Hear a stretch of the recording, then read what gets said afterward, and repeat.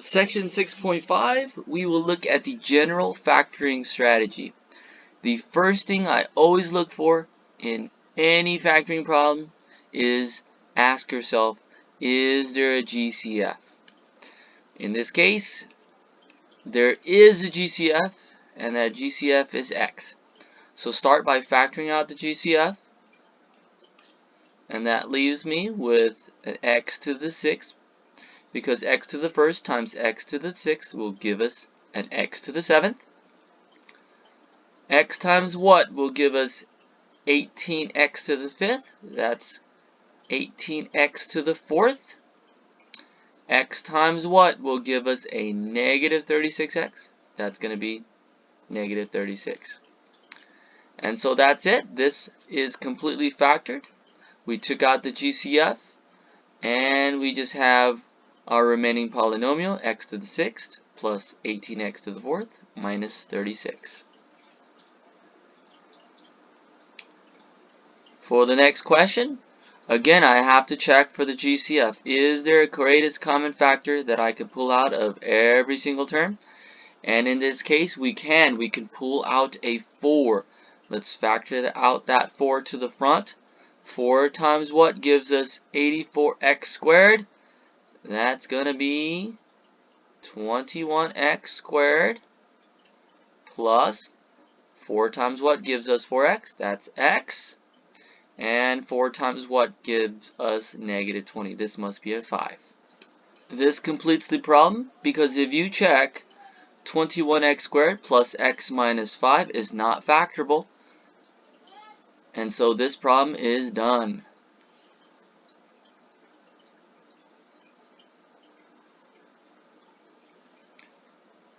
We check again for the GCF. In this case, we don't have a GCF.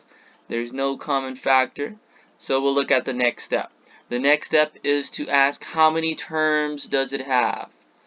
In this case, we have 4 terms. There's only one way to do 4 terms, and that's by grouping.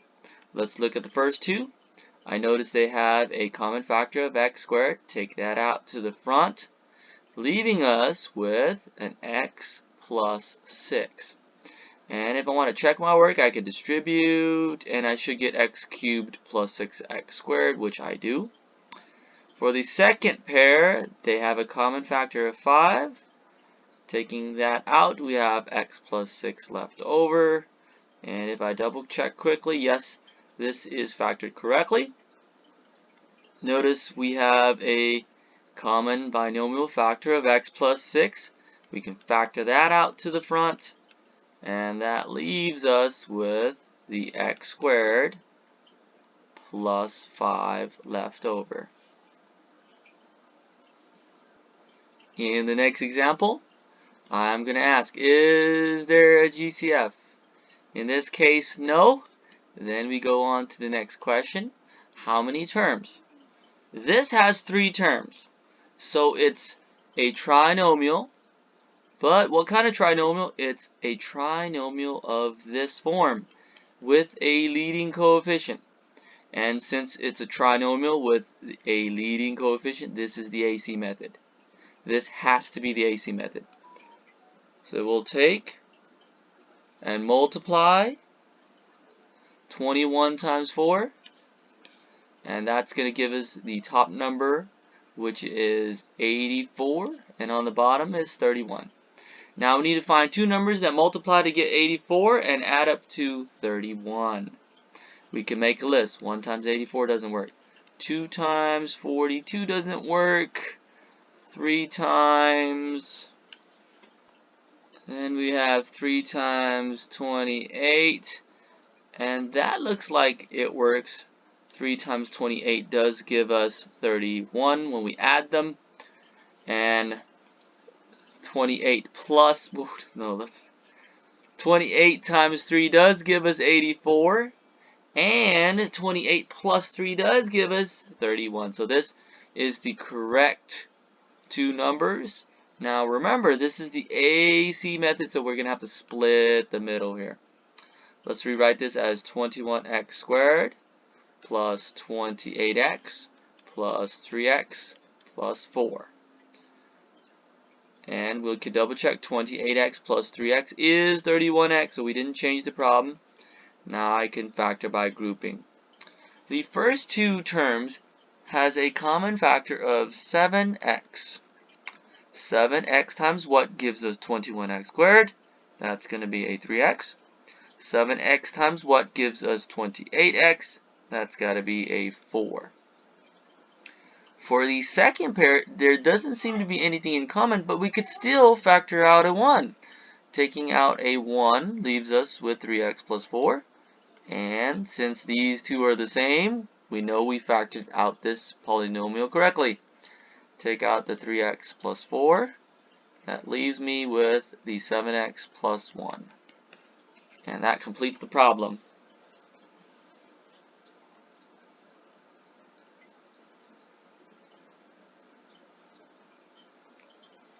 First question I ask myself every time, is there a GCF? There is a GCF, and that GCF is 6. Each of these numbers is divisible by 6. Let's factor out that to the front.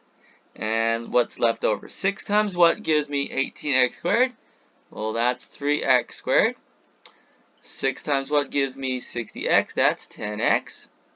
And 6 times what gives me 42? That must be a 7. So we factored out the GCF, but we have to check, does 3x squared minus 10x plus 7 factor? If it does, it has 3 terms, so we're going to use the AC method again, since the leading coefficient is a 3. 3 times 7 is 21, and what two numbers multiply to get 21 but add up to 10? They're both negative, so negative 3 and negative 7. Now we have to split the middle here. 3x squared minus 3x minus 7x plus 7.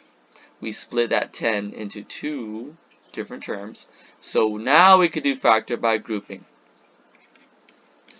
We can take out a 3x to the front, leaving me with an x minus 1. Here I'm going to choose to factor out a negative 7, leaving an x minus 1 again. And since these two are the same, we know we factored it correctly. So we can factor this as 6. That's by dropping that 6. And we have x minus 1 times the quantity, 3x minus 7. That's what's left over here. And just a reminder, don't forget to bring down that 6 every single time until you reach the end of the problem. For the next problem, again, I ask myself, hey, what's the GCF? In this case, it looks like it could be 7. So let's check, is 189 divisible by 7? And it is. So we can factor out a 7. 7 times what gives us 7x cubed? It must be an x cubed here. 7 times what gives us 189? That's actually 27.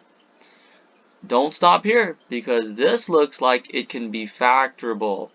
How many terms does it have? Well, it has 2 terms. So we can use one of our special formulas. It's either the difference of squares, the sum of cubes, or the difference of cubes. And in this case, it's clearly the sum of cubes because we have an addition sign with a cubic term. So we can use the formula for the sum of cubes. I can rewrite this as x cubed plus 3 cubed. So we can use the formula for the sum of cubes. Let's review the formulas. The formulas for the difference of cubes is a minus b times a plus b. For the sum of cubes, it's a plus b times a squared minus ab plus b squared. And for the difference of cubes, that's a minus b, a squared plus ab plus b squared. If you remember one of the formulas for the cubes, you should be able to figure out the other one because they're very similar. The only difference is the plus signs. So notice here, the signs are the only difference. So if you can figure out the difference with the signs, you can memorize these formulas pretty easily. So I can now figure out what the a is. That's x. The b must be the 3. Again, bring that 7 to the front. And this factors as x plus 3 times x squared minus x times 3 plus 3 squared. And so let's simplify it a little bit more. This is now 7 times the quantity x plus 3 times the quantity x squared minus 3x plus 9. And that's it. It is completely factored. So again, ask yourself, is there a GCF? Factor it out to the front if there is one, and then look for the number of terms. Is it the diamond method? If it's 3 terms, yes it is. If it's a trinomial with a leading coefficient, then it's the AC method. If it's 2 terms, well, it's got to be one of these formulas for 2 terms.